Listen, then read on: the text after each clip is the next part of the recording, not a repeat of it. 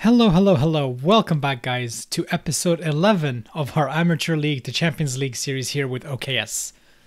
Episode 11, it is the 5th of August, 2023 in-game. It's 3 p.m. in case you guys want to get really specific. And today is the start of Season 3. We are starting Season 3 in the 3rd division, in the trade division in Danish. And we got here by, spoilers alert if you haven't seen last episode, by winning the 4 division. We went up as champions, and not only did we go up as champions, we went up undefeated. So, pretty successful season, I would say, last year. I wouldn't complain about that season. I hope you guys were happy with that season as well. First things first, professional status, we are still an amateur club. We had 250,000 euro in the bank, and I asked the board to go professional. They're like, no, sorry, we can't afford it. I said, okay. 2 days later, they asked me if we wanted to hire another data analyst, and I said no. And then I saw there was an option to ask them to go semi-professional. I asked them that. They said no. I said fine. So instead, I asked them to upgrade our training facilities, which they said yes to, which is why we only have 71,000 in the bank right now. And I asked them to improve youth recruitment and junior coaching, which they both said yes to. So we're moving up. We're moving up. That's what I want. I want us to keep improving. And this is why I kind of wish we kind of had a bit more control in terms of this kind of stuff. I wish there was an option for us to just pay what we wanted, like click to purchase like a new training facility, all that, to manage the money more ourselves, whatever. In terms of what has happened from last season, from the end of last season to the start of this season, I think the most important thing is our transfers. So if we look at our transfers here, transfer history, you can see we brought in, how much is this? 12 players, and we a lot of our players got offered, to play in other clubs, transfer offers to play for other clubs. A lot of them we said yes to, a lot of them we said no to. I'll get into the ins in a second when I show you our squad, but the outs, are there any like big boys who left? I guess Sofus Eriksson is one, as you guys know. For the 2 seasons he was here, he averaged way above a 7. He played 24 times in our first season. He was essential to us getting promoted as, that like solid defensive player for us. He played only 9 times last year, but he still averaged a 7.2. He was really, really good. We brought in a bunch of central defenders this year. I knew he wasn't going to play. Middelfart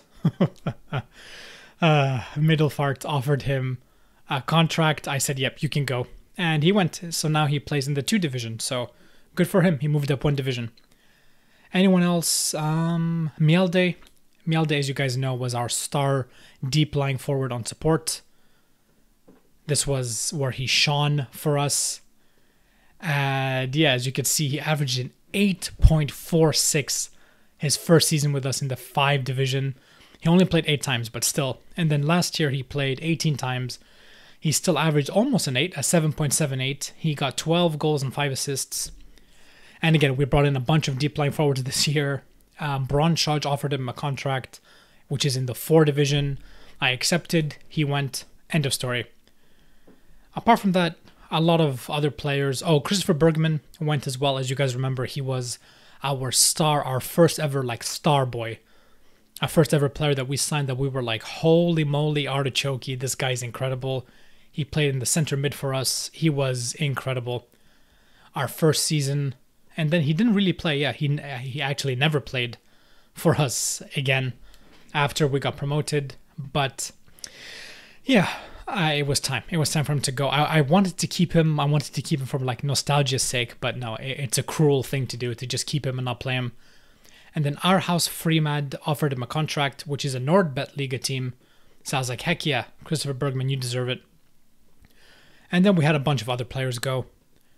In terms of release players, first of all, actually, let's talk about the retired players. So all like the cool players that we brought in last year retired. Ben Arfa, Carson, Valbuena, Bamba, Remy, Cisse, Kelly, all of them retired, which is kind of a bummer. I was kind of excited to maybe keep like Valbuena, Carson, maybe Martin Kelly on, but They all said, nope, I'm not playing. If this is the level of football I have to play, I'm not playing anymore, I guess. And they retired. I offered them all coaching contracts. All of them said no. Or all of them wanted money or something like that. So, nope, they're gone. And I guess we'll never see them again, but I wish them all the best. And then we also released, let me see, 14 players. So a lot of players have come in. A lot of players have come out. It's the 5th of August today. The 1st of July? June, July. Yeah, 1st of July. Something like that. Like a month before today. We had 72 players on our team. And now we have roughly 40. So we cut a lot of players. We transferred a lot of players retired. So this squad has changed a lot since the end of last year. So, speaking of the squad, let's meet the team. So, the same formation as we've been playing for the last 2 years are OKS shenanigans. I like the 2 up front and the 2 supporting wingers, the 2 in center mid. I think it works well. The only change we've made is now our fullbacks play on attack instead of support, because the last 2 years our fullbacks have averaged the worst average ratings, and it's been a pattern no matter who we put in. So I was starting to think that we can start to expect more from our fullbacks. Maybe we should put them more attacking for them to contribute a bit more.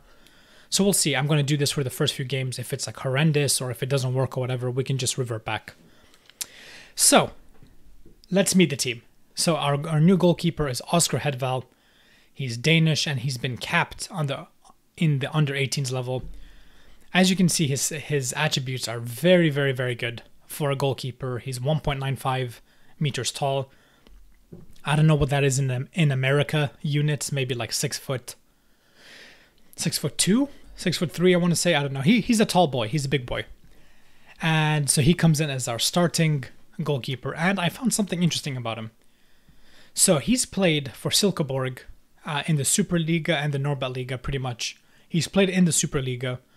But what I found interesting is when he was on loan to a Nordbet team, he got 5 player of the matches, which I have never seen a goalkeeper get 1 player of the match award in my whole time playing Football Manager. So I don't know. I thought that was kind of cool that he got 5, and I was like, all right, I'll take him.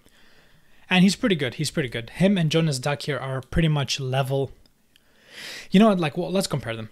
It's like one of those where, you know, like Jonas Dakir is better at the goalkeeping, but he's better at the mental and the physicals.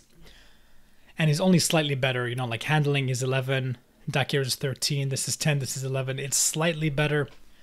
So I was like, okay, I think I'll play him. He's also 4 centimeters taller and 1 kilo heavier. You know, it's so close. So I think I'm going to be rotating the 2 and we'll find our starting goalkeeper. But for now, Hedval starting goal.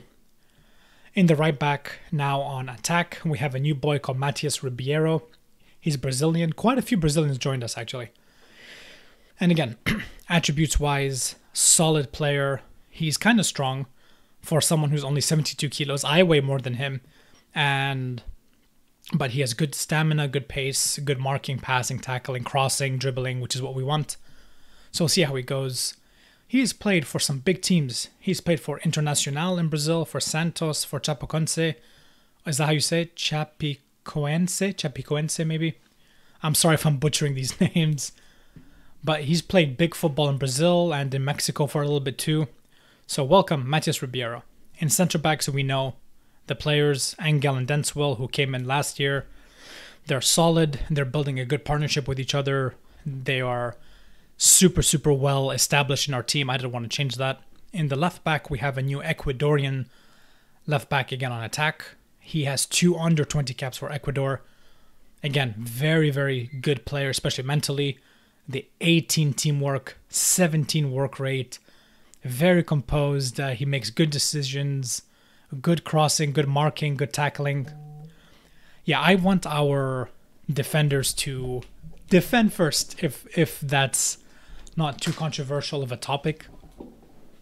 You know, I want us to defend first before they do other stuff. So he's good at defense. He's good at going up. And again, he's played 239 times all over Ecuador. I'm not going to say no. I am not going to say no. Again, I don't know how we're signing such badass players, if I may say. But I'm not complaining. So in center mid, Berbesa and Labiad, we know very well already. Labiad comes in to replace Valbuena. Labiad was kind of Valbuena's understudy, I guess, last year. And yeah, as a central midfielder on attack, he is amazing. I'm very, very excited for him to like start for us. 13 passing, 12 vision. He makes good decisions. He's good physically. And he has 6 full caps for Morocco. Full caps, ambitious personality, and he has played for some of the best teams in the world. He's played for Ajax, he's played for Fulham, Utrecht, Sporting, Vitesse, PSV. I don't know how he's here, considering 3-4 years ago, Ajax bought him for 7 million and he played almost a full season of football for Ajax before he was let go and came to us. Again, I don't know how, but I'm happy to have him. Eber Bessa, we know very well. Up front, Gutierrez and Bapo, I am not going to mess with that partnership. They're doing amazingly. They're starting to develop a good partnership. If it's not broken, don't fix it. As our new winger, we have Rodney, I don't know. He can play anywhere on the right, but I'm going to play him as a winger. You guys let me know where you think he should play, but I like him as a winger. 12 crossing, amazing mentals across the board, very good physically. He has good tackling, good marking, all that, so he could do a good job for us as a right back, but I liked him as a winger, especially he's quite pacey, he's quite good at acceleration and agility. And again, he's played for Flamenco, Internacional, Corinthians. He's played 239 games, pretty much his whole time in the Serie A in Brazil. So I'm excited for him. Partnering him, I guess, on the left-hand side is Miguel Camargo. We saw him last season a little bit. He started to play. Again, very, very, very solid player. He's from Panama. 30 full caps for Panama. And he got 1 cap for Panama while he was playing with us. I remember one of the games we couldn't play him because he got a cap for Panama, which is kind of cool. And yeah, Gutierrez and Bapo. So that's our squad. That's who we're going to play at the start of this season. And I think this season, I'm not going to introduce every new transfer that we make because it's going to get too long. And I want to kind of start to make the episodes a bit shorter. In terms of our substitutes, no one really big to talk about. Maybe Nathaniel Klein. He comes in. He's our backup of right back on attack. 17 teamwork. He played for Jurgen Klopp. He played for Liverpool. I'm always going to take him. Did he play for Klopp or did he leave right when Klopp came? I can't remember. Anyway. Yep, I like him. He comes in. Welcome, Nathaniel Klein. And the only other player, I guess, is this guy, Francesco Margiotta. He was rated as one of the highest. When I was searching by world reputation, he had quite good world reputation. But I don't know who he is. He came from Juventus. He's never played for Juventus.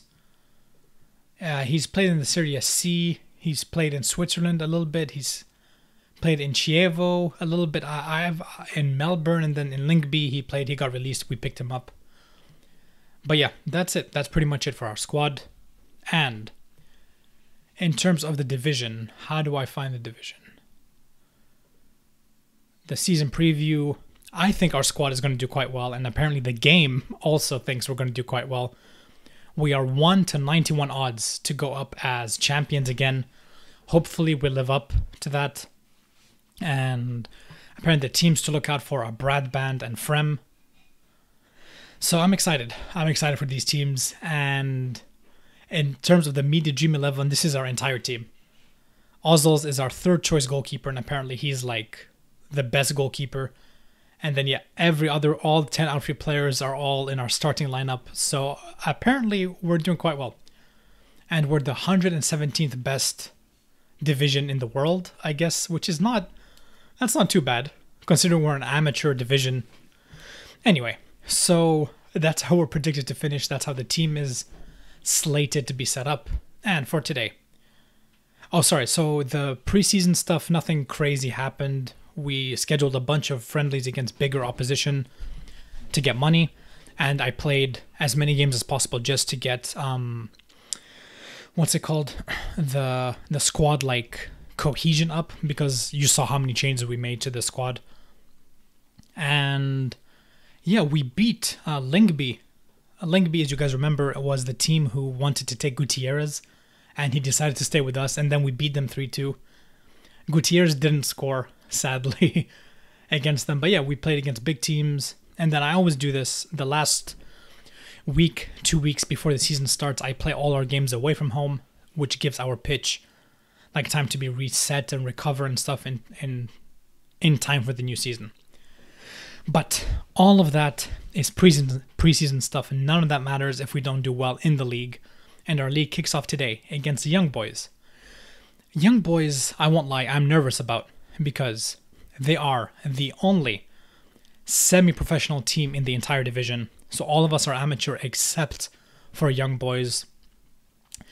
Yeah, I'm a bit worried. They finished 9th last year, so they're not slated to do amazingly this year either, but I'm still nervous. I'm still nervous about them. And yeah, a semi-professional team playing against amateur teams, usually you know how it goes, but hopefully we have the squad and the mentality and stuff to beat them and to kick off our season right. So let's go play Young Boys, shall we? All right, kickoff.